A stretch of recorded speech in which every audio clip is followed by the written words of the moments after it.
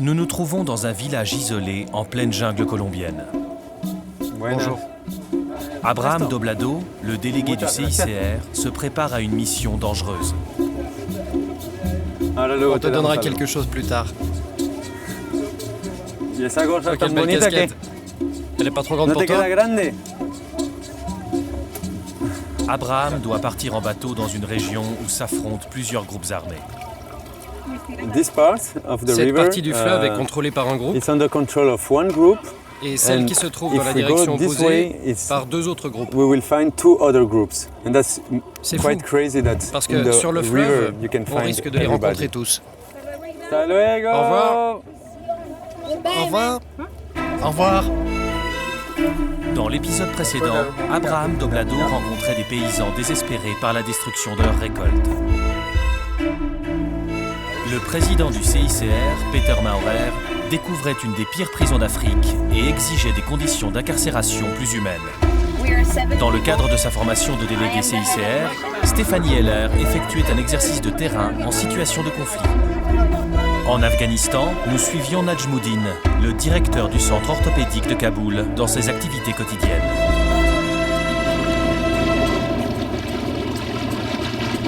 Abraham et son équipe sont sur leur garde. Non seulement le courant est très fort, mais la présence de bandes criminelles les inquiète. Nous risquons d'être arrêtés à tout moment. The groups, usually they wear like military uniforms and it's difficult to see them. And they do like signs.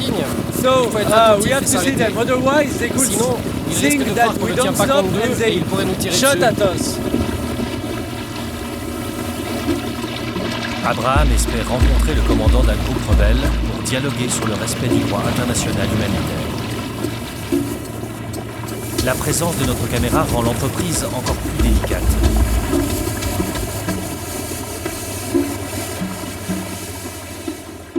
Après de nombreuses heures de bateau, nous atteignons enfin le village dans lequel nous pourrons passer la nuit en sécurité. De prime abord, les habitants sont méfiants, à cause de leurs mauvaises expériences avec des étrangers.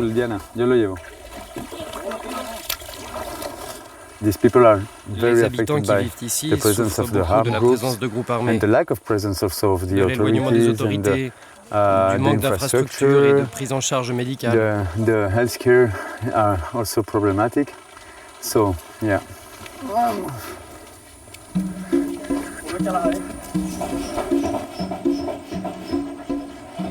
Cette région est principalement peuplée d'indigènes et d'afro-colombiens. Nous nous installons à l'auberge au Bon Repos. Abraham répartit les chambres. Tout le monde sait que l'endroit est infesté de rats et que les lits risquent de contenir des hôtes indésirables. Une personne ici. Sa collaboratrice commence par une inspection de sécurité. Je m'assure qu'il n'y ait pas de serpent. Abraham préfère dormir sous sa propre moustiquaire, comme à l'époque où il était délégué CICR en Afrique. But that I did this mosquito Cette net, tente anti-moustique, mosquito dome. je l'ai montée plusieurs centaines de fois quand j'étais en République centrafricaine. In Colombia, En it's not Colombie, je that l'utilise moins. the case because Parce que nous sometimes we trouvons can plus find souvent de some bons endroits good où passer places la to nuit. sleep.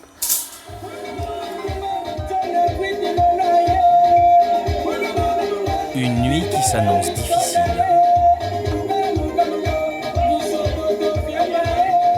En Colombie, ils sont fous de musique. Ça vous rend cinglé. Vous ne pouvez jamais dormir. Au début, pendant le premier mois, dans ma maison à Quibdó, ça m'énervait. Maintenant, je m'y suis habitué. Je dors, ça va. Mais au début, ça me rendait vraiment dingue.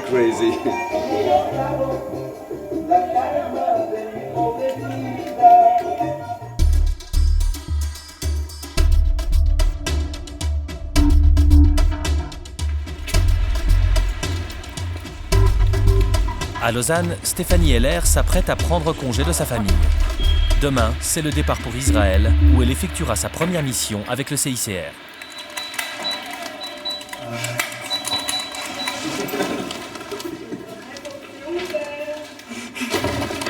Ah, c'est ouvert.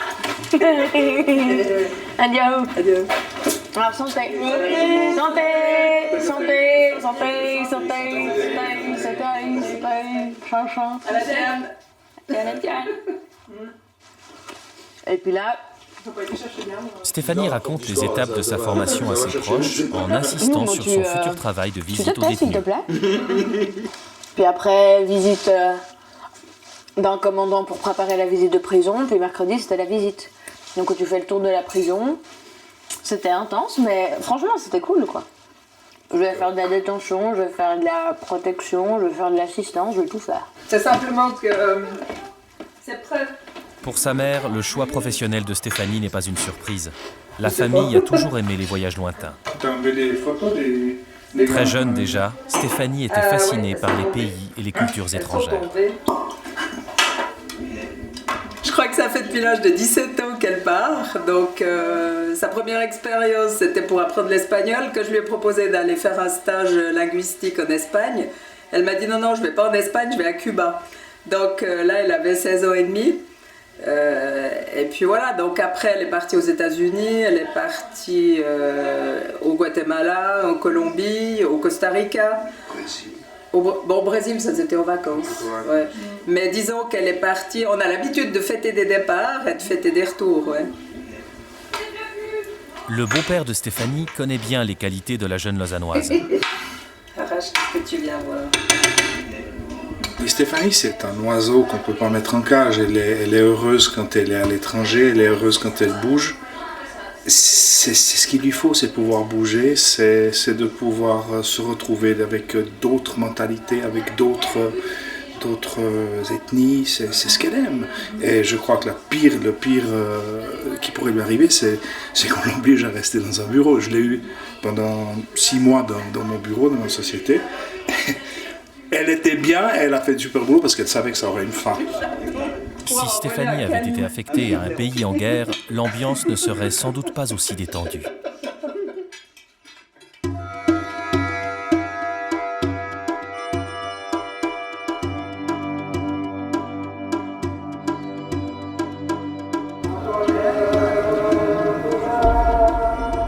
Nous sommes à Kaboul, la capitale de l'Afghanistan.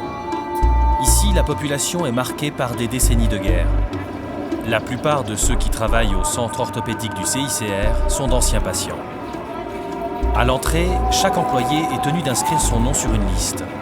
Pourtant, la plupart d'entre eux ne savent ni lire ni écrire. Pour remplir cette obligation, ils s'aident d'un tampon qui porte leur nom. La vie de l'institution est rythmée par de nombreuses réunions, souvent coordonnées par Najmuddin, le directeur. Y a-t-il quelque chose de nouveau dont nous devons parler ? Vous avez des propositions ou des critiques ? Nous sommes envahis par les mouches. Qu'est-ce qu'on peut faire pour les empêcher d'entrer ? Poser une moustiquaire ? Il faut les empêcher d'entrer. On va demander à Abbas Mohammed de s'en occuper.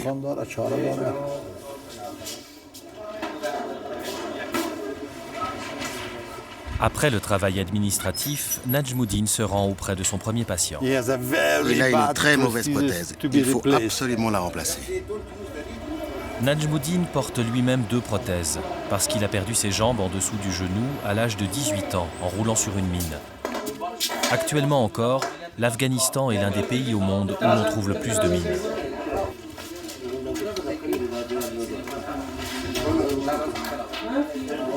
Tu as déjà téléphoné à Amin Jan ? C'est important qu'il soit aussi présent.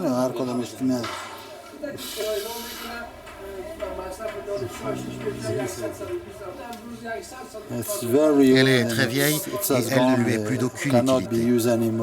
Il me semble qu'avant celle-ci, il avait une prothèse de chez nous. Puis il s'est rendu dans un autre centre, on lui a procuré celle-ci, mais elle ne fonctionne plus. Allah Mohammad est également une victime des mines antipersonnelles. C'est arrivé à Kandahar. C'est une mine qui a explosé. Il a marché dessus il y a 25 ans. La carte patient, elle reste ici? Non, va dans notre service et on te l'apportera.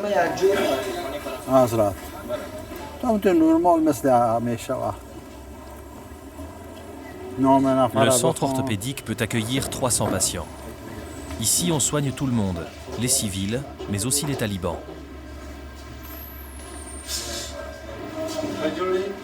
Les prothèses et autres aides à la marche sont fournies gratuitement aux patients.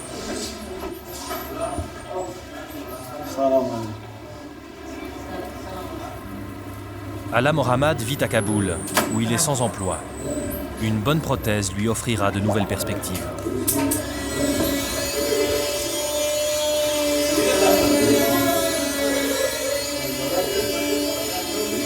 J'aurais cette nouvelle prothèse pour une année seulement?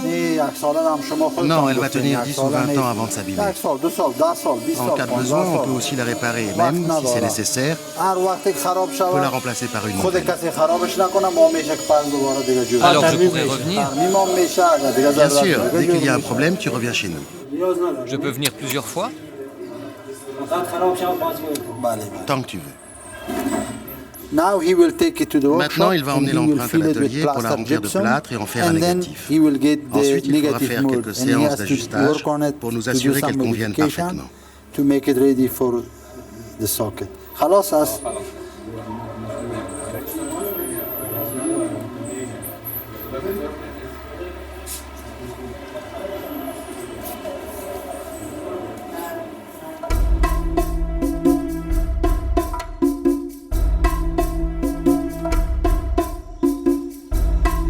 En Colombie, la nuit a été courte. Abraham prépare son équipe avant le rendez-vous que leur a donné le commandant des rebelles dans un village reculé. Ce sont des communautés indigènes. Nous voulons les rencontrer pour savoir comment ils cohabitent avec les rebelles. Le CICR est déjà venu ici? Non, c'est la première fois. Ah, c'est la première fois. C'est très important pour nous de rencontrer des personnes comme ce commandant des rebelles. Parce que nous pouvons lui faire part de nos soucis sur le plan humanitaire. Nous évoquons aussi des questions de sécurité et d'acceptation de nos équipes. Nous voulons nous assurer que tout se passe bien. Mais l'accent est surtout mis sur ce que nous appelons le dialogue de protection. Nous évoquons des incidents survenus dans le passé, par exemple une personne qui a disparu, une attaque qui a eu lieu, des mineurs qui ont été recrutés ou l'utilisation de mines antipersonnelles. Ce groupe a eu recours à des mines et c'est une question que nous évoquons à chaque fois.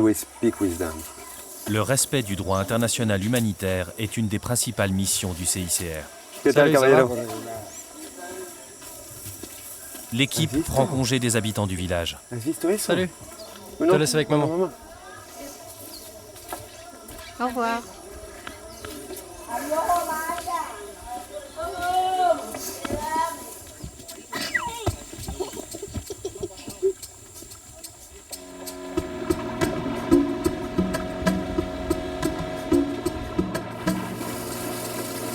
La mission entre dans sa phase la plus délicate. Les rebelles de l'ELN, dont nous voulons rencontrer le commandant, appartiennent à un mouvement d'inspiration marxiste. 2 mois avant notre tournage, ils ont enlevé 2 Allemands. Mais avant d'arriver jusqu'à eux, il faut d'abord remonter le courant et échapper aux bandes criminelles qui sont aux aguets.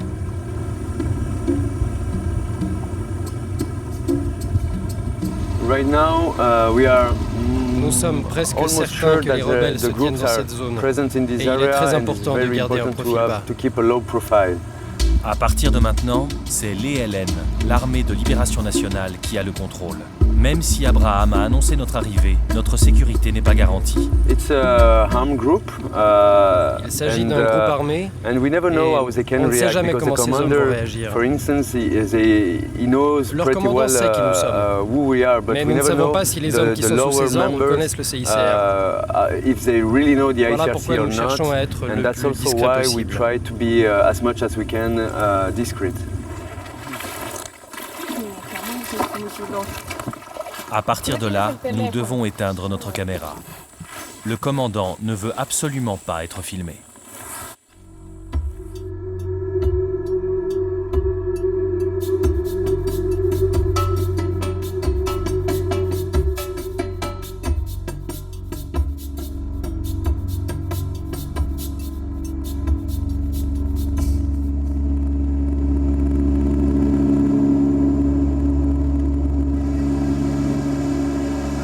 Pour relier Kinshasa à Goma, nous volons à bord de l'avion du CICR en compagnie de la délégation, conduite par son président, Peter Maurer. Je connais les dispositifs de sécurité du CICR. Je sais que nous avons des collaboratrices et des collaborateurs sérieux qui respectent ces dispositifs. Je sais aussi que lorsque des délégations sont en visite et que chaque jour nos collaborateurs partent sur le terrain, prennent les mesures de sécurité qui s'imposent. Voilà pourquoi je n'ai jamais d'inquiétude particulière, même quand nous devons voyager dans des zones dangereuses.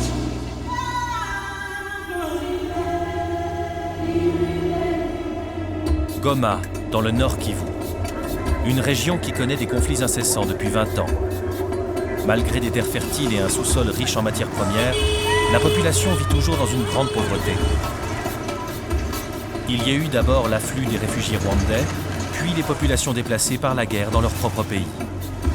Au moment de notre tournage, la milice M23 était une autre cause d'insécurité dans la région. 200 000 réfugiés se sont échoués ici. Peter Maurer est reçu au foyer pour enfants Don Bosco, où vivent les plus jeunes victimes de la guerre. Des orphelins, des réfugiés et d'anciens enfants soldats.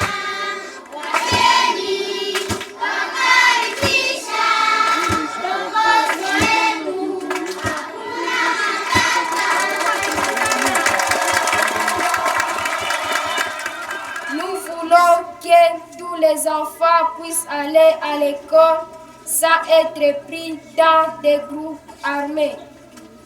Que nos mamans et nos sœurs puissent aller au champ sans être violentées. Que les déplacés de guerre puissent rentrer dans leur village. Ces nombreux enfants témoignent de la misère qui frappe leur pays. C'est la première fois que... Cela fait 40 ans que le père Gavioli dirige ce centre.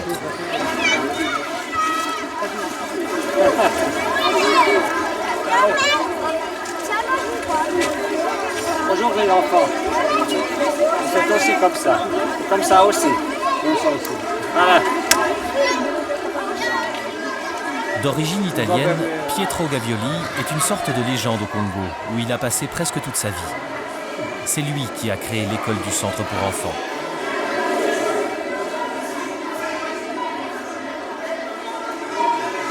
Ici aussi, l'instruction reste le meilleur moyen de donner une perspective à ses enfants. La dernière année de cours.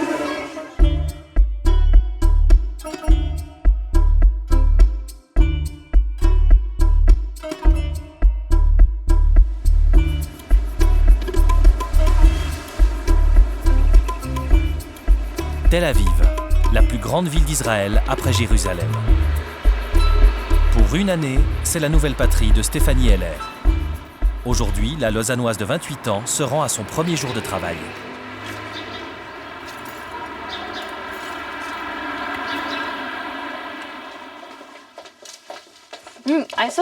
À l'entrée, j'ai vu une sorte de timbreuse pour indiquer quand on arrive et quand on part.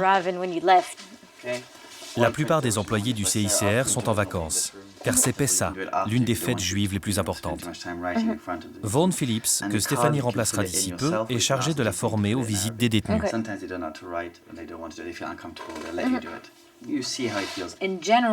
En général, en prison, est-ce que les gens savent ce qu'est le CICR? Ou est-ce que tu leur expliques à chaque fois qui nous sommes et ce que nous faisons? Tu veux dire les détenus? Oui, à quel point ils nous connaissent. La plupart des gens en Cisjordanie, la plupart des Palestiniens ont un proche en prison. Ça signifie que la plupart d'entre eux connaissent le programme de visite familiale de la Croix-Rouge et à travers lui, le CICR. Mais il arrive que leur perception soit un peu floue. En général, on leur donne une explication succincte. Tu n'es pas obligé de passer des heures à leur parler d'Henri Dunant. Dis simplement que nous faisons des visites de prison, que nous vérifions les conditions de détention et que nous voulons leur parler pour voir si tout est OK. Stéphanie redoute ses lacunes en langue arabe. Pour le moment, ce qui m'inquiète le plus, ce ne sont pas les détails pratiques ou les relations avec les officiers, parce que je me sens assez à l'aise sur ce plan. Non, c'est plutôt de passer à côté d'informations données en arabe. missing some information in Arabic. And I think in this work, because there's a lot of moments where you feel like I'm not doing anything, it's those little moments that matter. It's more moments of contact with other human beings who are in quite extreme situations of life, just to be a presence for them. En général, les choses se passent bien. Things generally go right. No, that's how I'd say. No, that seems like Tout ça me pretty paraît très clair. straightforward. And you've done an Grâce au awesome super boulot job que at tu as fait pour preparing préparer cette the briefing, introduction. so j'en ai marre. Je veux commencer, je veux faire des choses et puis voilà. Stéphanie a hâte de se trouver enfin sur le terrain.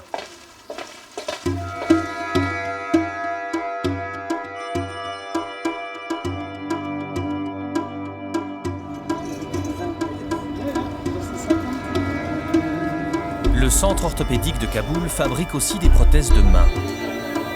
La plupart des employés sont affectés par un handicap. Le CICR leur donne du travail dans un pays où une personne valide sur 2 est au chômage.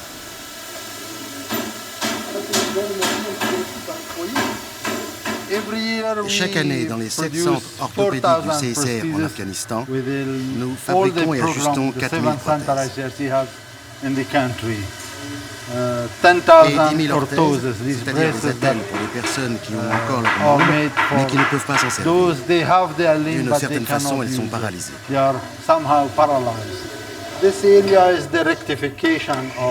Par exemple, cette femme est en train de faire un moule négatif pour une orthèse.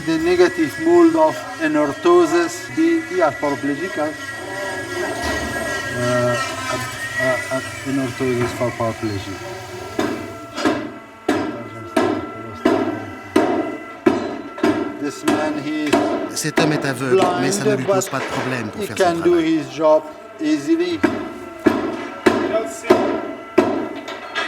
داورجان سلام علیکم. قریب کده بود که حال قمرای چکش دکاری ما دیگه.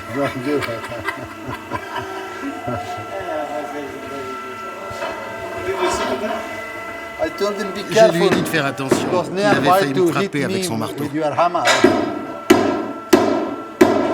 Alors, نشد. شد. Najmoudine travaille dans ce centre depuis 25 ans. Il en a gravi tous les échelons jusqu'à en devenir directeur. Je ne suis pas fier d'avoir une bonne situation ou d'être devenu directeur de ce centre. Je me soucie pas de ça. Ce qui compte, c'est d'aider les gens. Qu'importe que je sois le directeur ou que j'occupe un autre poste, tant que je peux aider les gens, je suis heureux et fier.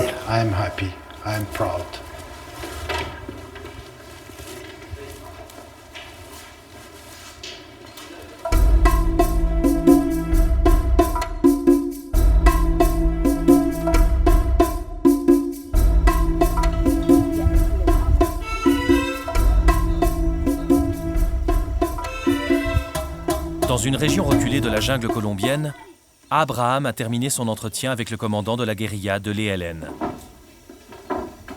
Nous n'avons pas été autorisés à filmer l'entrevue qui s'est déroulée dans cette école.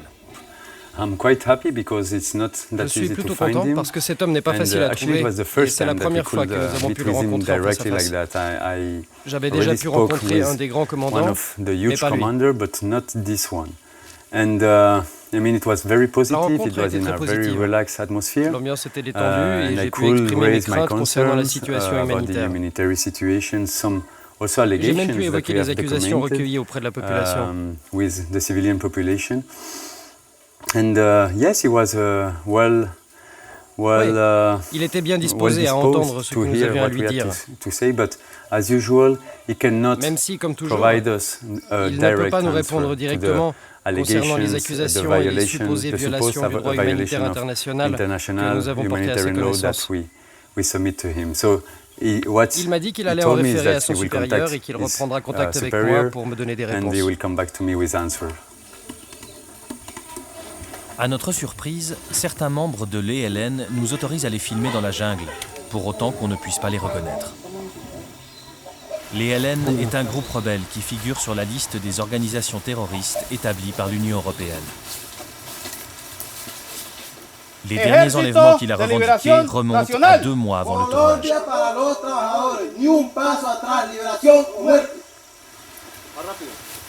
tout le monde est soulagé de voir repartir les rebelles sans incident.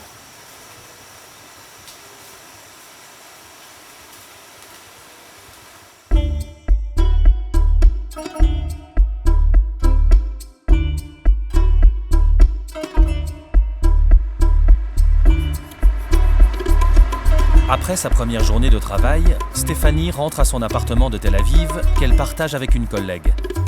C'est un des logements que le CICR loue pour loger ses délégués.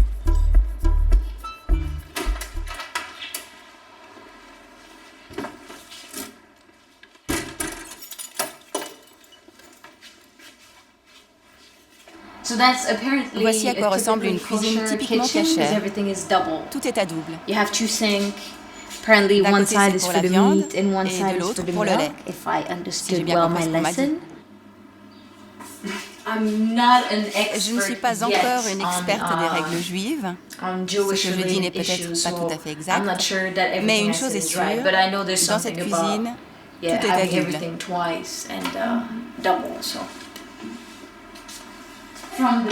Depuis le balcon, on peut même voir la mer au bout de la rue.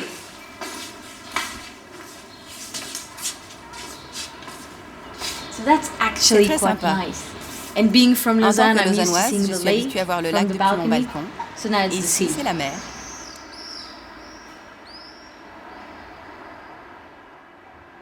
Avant sa première visite de prison du lendemain, elle approfondit ses connaissances de la langue arabe qu'elle a apprise au Liban. Pour sa mission, elle doit se concentrer sur un vocabulaire précis.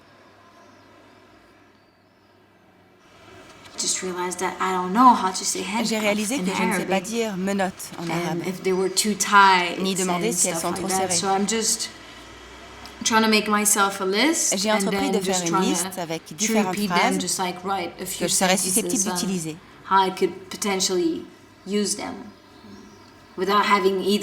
Mais il ne faut pas qu'elles soient trop figées, sinon ça ne servirait pas à grand-chose. J'aimerais avoir quelques points de repère qui permettront à mon cerveau de relier plus facilement les choses entre elles quand je serai sur place demain.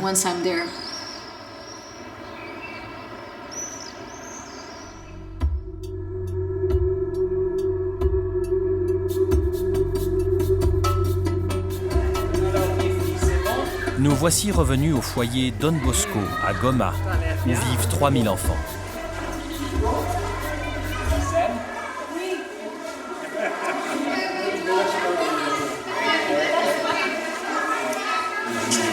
Il y a une mortalité des mamans à l'accouchement très élevée, au moins de 13%, quelques-uns la même 20%. Donc quand la famille n'a pas les moyens pour garder un bébé petit, on l'amène aussi, on le garde pendant un an ou deux, jusqu'à ce qu'il grandisse, après on le réunifie en famille. C'est ça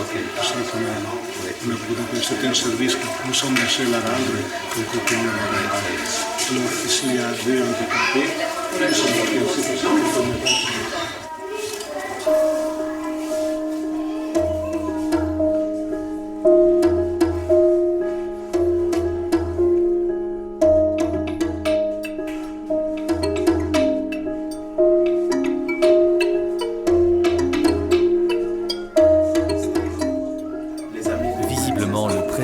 CICR apprécie le contact.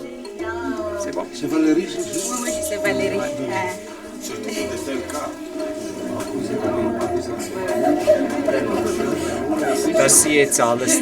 Tous ces enfants n'ont plus de parents parce qu'ils ont été abandonnés, comme la plus jeune d'entre eux que je tenais dans mes bras tout à l'heure, qui a simplement été déposée dans la rue. Elle a été recueillie et amenée ici. On va la prendre en charge jusqu'à ce qu'elle soit plus grande. D'autres ont perdu leurs parents dans la guerre. La plupart des enfants qu'on a vus tout à l'heure sont des orphelins de guerre. D'autres ont eux-mêmes été victimes de violences. Cet endroit réunit des victimes de toutes sortes de situations de détresse causées par un conflit armé.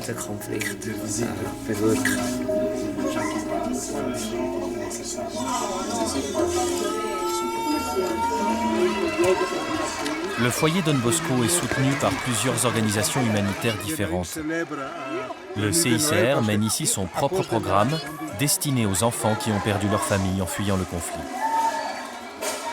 Dans cette cantine, on donne à manger à des enfants souffrant de malnutrition et qui, pour une grande part d'entre eux, sont séropositifs. Ils arrivent 4 fois par semaine. Ils prennent la bouillie à base de céréales. Oui, oui. Oui, c'est ça.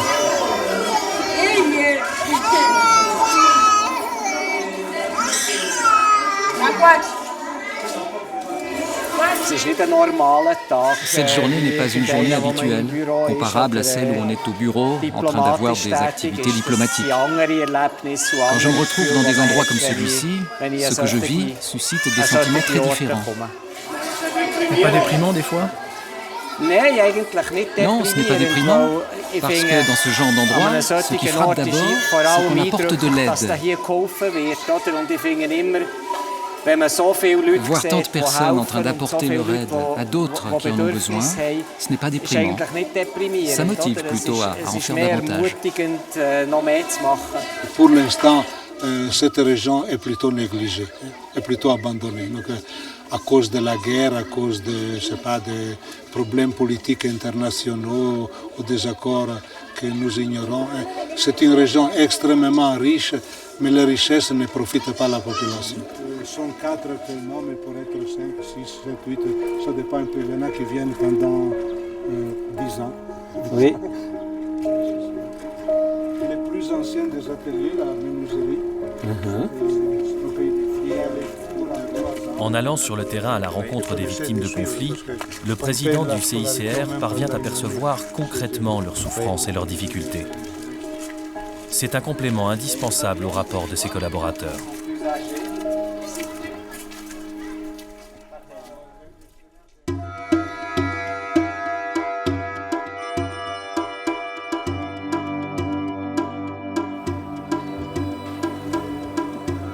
Dans le centre orthopédique de Kaboul, la nouvelle prothèse d'Allah Mohammad est prête.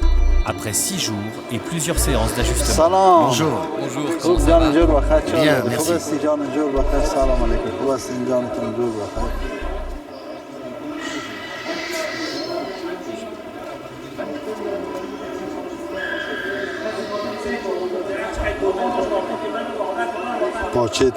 Descends ton pantalon pour cacher ta prothèse.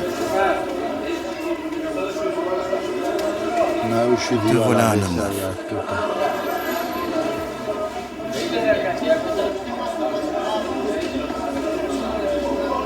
Une fois encore, le centre a fait du bon travail.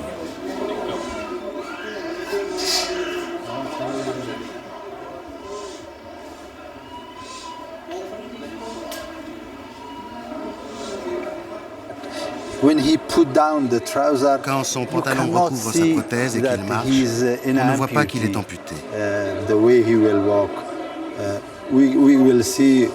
Là, il faut qu'il marche pour faire des essais et pour s'assurer que la prothèse est vraiment bien ajustée et qu'il n'y ait pas de point de compression douloureux.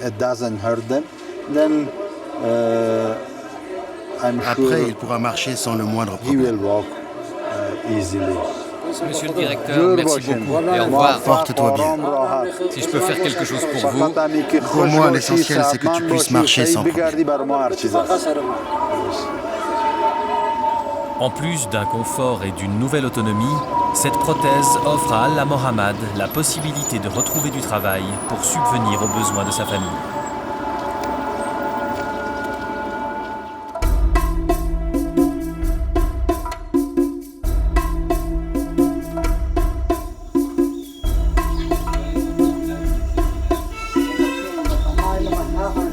Après sa rencontre avec le commandant de l'ELN, Abraham tient à faire le point avec les habitants du village, parfois pris entre deux feux.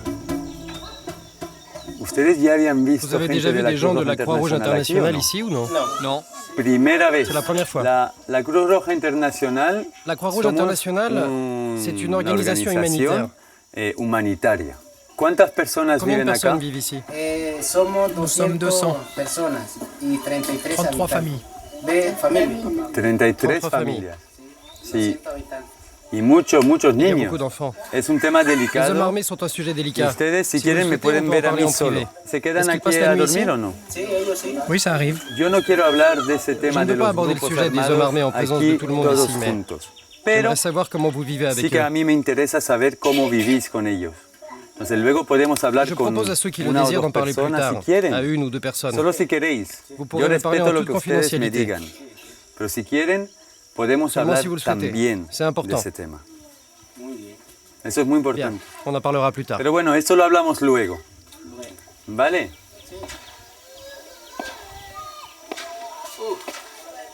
La présence des rebelles et de bandes armées n'est pas le seul problème de ces populations indigènes. Le plus grand problème concerne la santé et l'alimentation. Ici, c'est très difficile. Le médecin ne vient que de temps à autre. Il est loin d'ici et nous n'avons pas de bateau à moteur qui permettrait d'aller le voir rapidement. Ces villageois comptent parmi les populations les plus pauvres du monde. Et le peu qu'ils possèdent leur est souvent volé par des bandes criminelles de passage. Le dialogue engagé par Abraham avec les indigènes, les rebelles et les bandes armées contribuera peut-être à améliorer leur situation.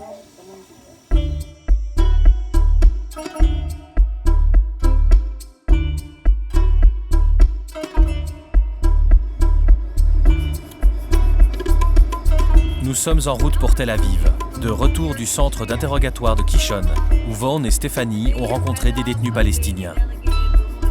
Les autorités israéliennes ne nous ont pas autorisés à les filmer durant leur visite. Le matin, c'est Vaughn qui a mené les 3 entretiens. J'ai essentiellement écouté et pris des notes durant l'enregistrement. L'après-midi, j'ai fait mon premier entretien. Ça s'est bien passé. Je me suis rendu compte des mots de vocabulaire qui me manquaient encore et ce que je compte faire, j'ai une amie palestinienne qui va me donner quelques leçons pour que j'apprenne des expressions et des réponses en dialecte palestinien.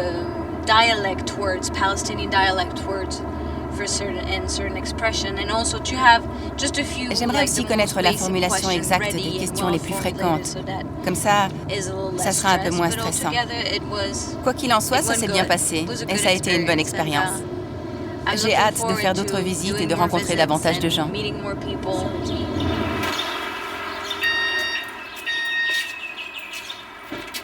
De retour au bureau, les 2 délégués vont s'attaquer au volet administratif de leur travail. Chaque cas est documenté et répertorié. Vaughn transmet oralement les messages des détenus à leur famille. Que Dieu vous apporte la force et une bonne santé. Est-ce que vous voulez que je lui dise quelque chose? Au revoir. Bon. C'était son épouse. Je lui ai dit que son mari va bien. Je lui ai demandé comment elle se portait. Elle m'a dit que ça allait et elle m'a remercié.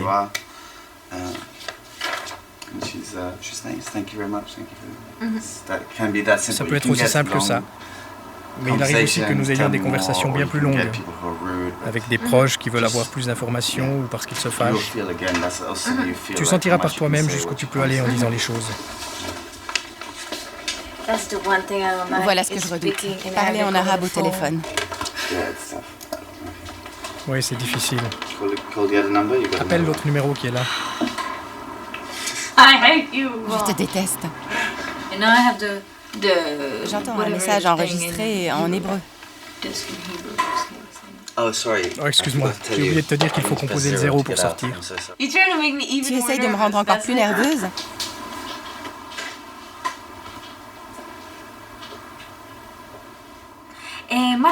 Bonjour, c'est Stéphanie du CICR.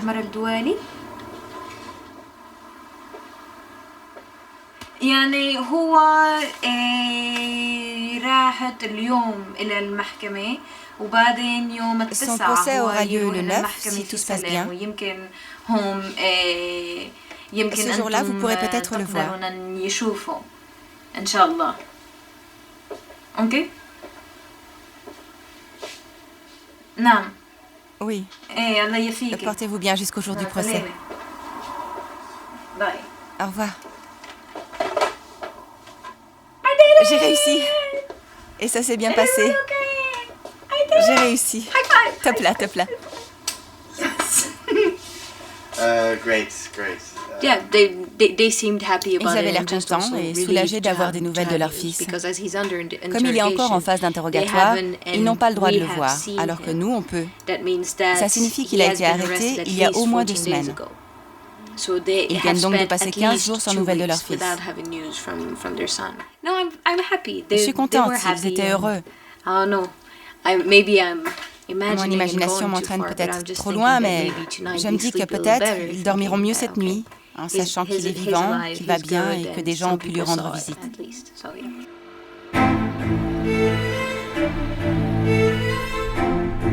Dans le prochain épisode, on nous accorde l'autorisation exceptionnelle d'accompagner Stéphanie Heller dans une prison.